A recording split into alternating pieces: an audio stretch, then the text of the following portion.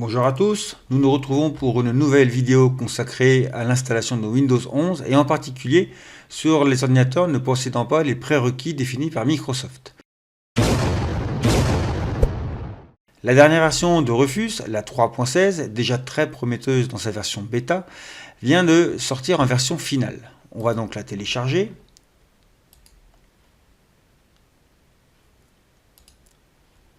Une fois qu'elle est téléchargée, nous allons venir l'ouvrir. Et on se rend compte que l'interface reste la même, ce qui est très pratique. On a inséré dans un port USB une clé pour en faire un support de démarrage. Pour rappel, il faut une clé de 8 Go minimum, c'est le prérequis. Ici, cette clé fait 16 Go. Ensuite, pour le démarrage, on va venir sélectionner le fichier ISO correspondant. En l'occurrence, ici, j'ai une image de Windows 11 directement téléchargée depuis la page de téléchargement de Microsoft. C'est donc la version officielle. Nous allons l'ouvrir. Et ce qui vient d'apparaître, c'est les options d'image. Et c'est là que ça devient très intéressant. On voit ici par défaut l'installation standard dans Windows 11 avec les prérequis Microsoft, à savoir la puce TPM 2.0, le Secure Boot et les 8 Go de RAM minimum requis.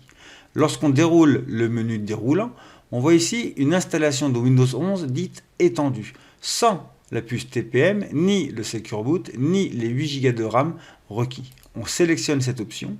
Et mon petit netbook qui sert de référence, qui est déjà très vieux, possède lui une architecture sous BIOS. Donc on va sélectionner un schéma de partition MBR. On voit ici que le BIOS est défini directement.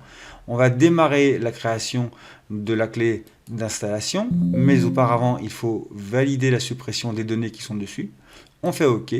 La création du support démarre et on se retrouve juste à la fin, après cette accélération.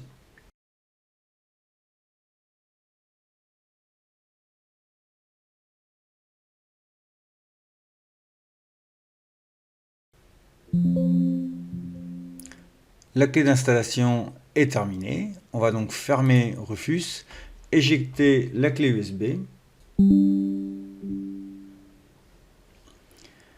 et on va pouvoir l'insérer dans le port USB du petit netbook et le démarrer.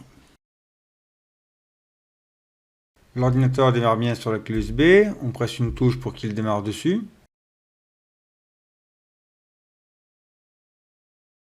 On arrive sur l'installation de Windows, on va faire suivant puisque le clavier est déjà bon et en plus on est en français. Installer maintenant. Pour la démonstration, je n'ai pas de clé de produit.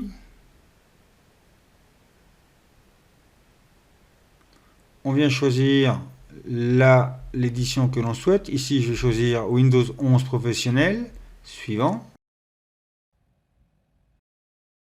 Aucune restriction ne m'a été opposée. Autrement dit, la création de cette clé d'installation qui s'abroge des prérequis de Microsoft fonctionne. Personnalisé. Je vais prendre ma partition sur laquelle je boot habituellement, qui est la partition 2. Formater. OK.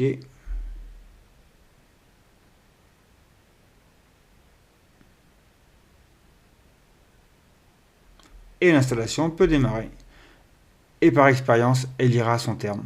Voilà, vous savez maintenant comment faire avec Rufus pour vous créer une clé d'installation sans la puce TPM, sans le Secure Boot et encore moins avec les 8 Go de RAM.